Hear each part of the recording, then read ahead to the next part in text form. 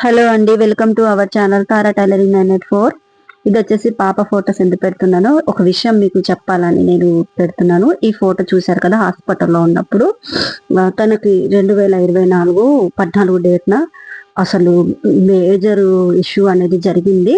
అట్లా 2020లో కూడా అయింది, జనవరి నెలలోనే. కానీ దానికంటే ఇది చాలా మేజర్ అన్నమాట. ఎప్పుడైతే 20లో అయిందో మాకు తనకు హార్ట్ ప్రాబ్లం ఉందని బయటపడింది. పోయినసారి అయితే హార్ట్ కి మళ్ళీ ఇన్ఫెక్షన్ స్టార్ట్ అయిపోయింది.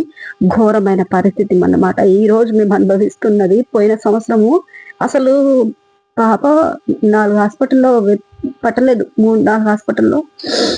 తనకి అసలు బతకదు. హార్ట్ మొత్తం 20లో వచ్చిందండి. 18 to 20 టైమ్స్ కొట్టుకుంటుంది హార్ట్ బీట్.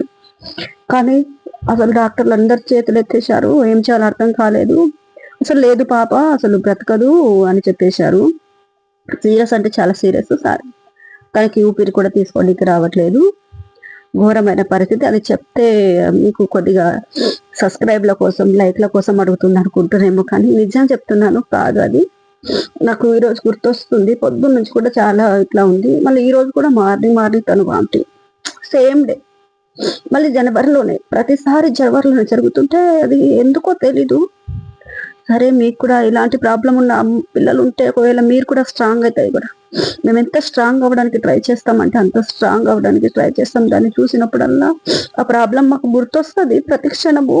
అది చెప్పలేము. చాలా దానికి ట్రీట్మెంట్ అనేది జరుగుతుంది, కానీ అంత అయితే ట్రీట్మెంట్ కంప్లీట్ గా లేదు అని డాక్టర్స్ చెప్తున్నారు. బట్ ఎదురు చూస్తున్నాం మేజర్ ట్రీట్మెంట్ కోసం. మళ్ళీ ఎక్కువ మంచి ట్రీట్మెంట్ ఇంకా ఎక్కడుందో వెతుకుతున్నాం. అలా జరుగుతుంది.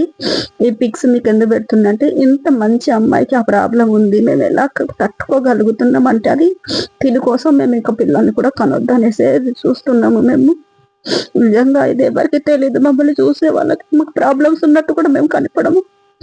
అన్నిటికంటే ఇది పెద్ద ప్రాబ్లం. అసలు హాస్పిటల్ ఉన్నప్పుడు 5 days వెంటిలేటర్ మీద ఉందండి. అసలు ఒక్క టైమే చూపిస్తారు, అది కూడా 5 minutes. నిజంగా ఒక క్షణం కూడా నన్ను వదిలిపెట్టుండేది కాదు నా పాప.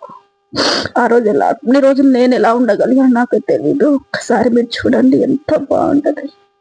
అసలు దాన్ని అట్లా చూస్తే ఎవ్వరు కూడా దానికి ప్రాబ్లం ఉందని అనుకోరు.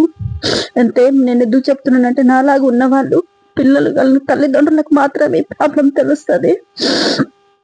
మీ పిల్లలు అలా ఉన్నప్పుడు మీరు కొద్దిగా వాళ్ళ ముందు అలా ఉండకుండా ధైర్యం తెచ్చుకొని ఉండండి. మేము దాన్ని చాలా మోటివేషన్ చేస్తాము. నిజంగా నిన్ను దేవుడు బ్రతికిస్తాడు. డాక్టర్స్ కాదన్నావు, దేవుడు బ్రతికిస్తాడు. అది మేము ధైర్యం ఇస్తాము. నిజంగా థ్యాంక్ యూ జీసస్ అని నేను చెప్తాను.